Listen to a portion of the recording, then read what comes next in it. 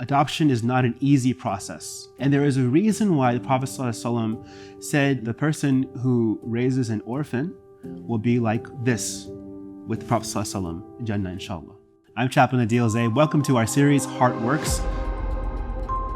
Today's topic, I wanted to discuss the matter of the orphan. First hadith we'll start off with today, inshallah, is with Sahih, who reports in Sahih Bukhari that the Prophet ﷺ said that the person who raises an orphan will be like this with the Prophet ﷺ, Jannah inshallah. And the core ayah I wanted to focus on was Surah Al-Ahzab, 33rd surah, and the 5th ayah, where Allah subhanahu wa ta'ala corrects the Prophet ﷺ and the whole concept of tabanni, in which you cannot attribute to your adopted son biological lineage.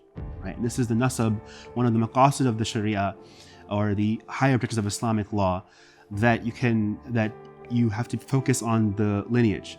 This happened actually in an NFL documentary one time I was watching on Terrell Owens, very famous football player, and he was talking to his grandma, and he's like, "I like this girl across the street," and his grandma says, "Terrell, you can't like her. She's your sister. She's your half sister. You have the same dad," right? So it's a very tangible, real life, contemporary example of how important it is for lineage. So the ayah in question, or in reference, is specifically saying that you cannot give your adopted child your biological name. That is what is prohibited in Islam.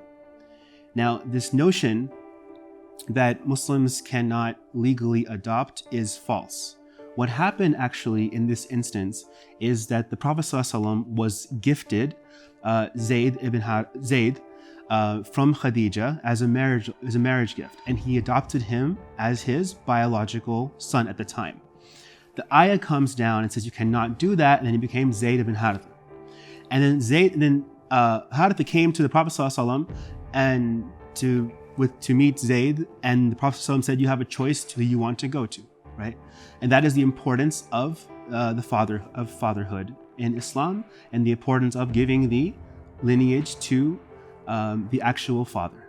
Just a few quick points I wanted to mention.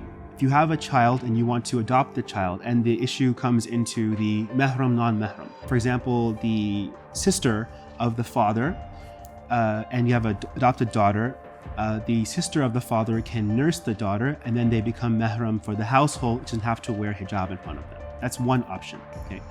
Number two, some scholars like Ibn al-Qayyim and Ibn Taymiyyah, they say that you can even give the child past the age of 2, some vessels of milk, 5 times, drink that milk at different occasions, and that child becomes mahram. Okay, even past the age of 2. All right. This is until puberty, inshallah. You can give the woman some medicine to lactate, and then she can milk the child through there. This is also an acceptable form to make the child a mahram as well. So there are different methods that you can work, and if you can't do any of those, then the child simply would just wear hijab in front of her, the father that adopts her, takes care of her, and so forth. Right? So I just wanted to make sure that all the excuses are kind of taken care of. I also wanted to mention that adoption is not an easy process. It's not an easy legal process. It's not easy for single people to do it, young people to do it. There's lots of agencies you have to talk to. Fostering is another option where you can take care of a child for a specific period of time. So there's plenty of opportunity to take care of children, either through adoption or through fostering. And there is a reason why the Prophet ﷺ said you're going to be this close with him, right? Is because it's not an easy process. According to UNICEF, there are 153 million orphans worldwide. That is half the population of the entire United States of America. So there are a few things that we can do with this information. If you're a college student and you're not at the age yet where you can actually adopt someone, or capacity or ability, or even having a high chance, you can sponsor orphans. For $1 a day, there's different organizations that are out there, Muslim and non-Muslim.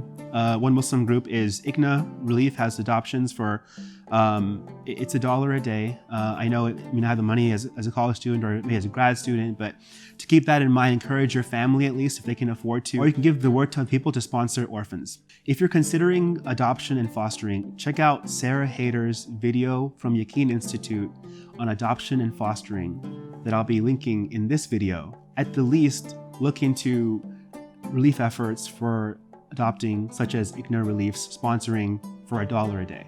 If you found value in this video, hit that like button so YouTube and me, we all know that you're jiving with this video. And if you want more, then watch our playlist, WoRx. 40 ways to reconnect with yourself and with the hearts of others. Thank you, take care, Assalamu alaikum.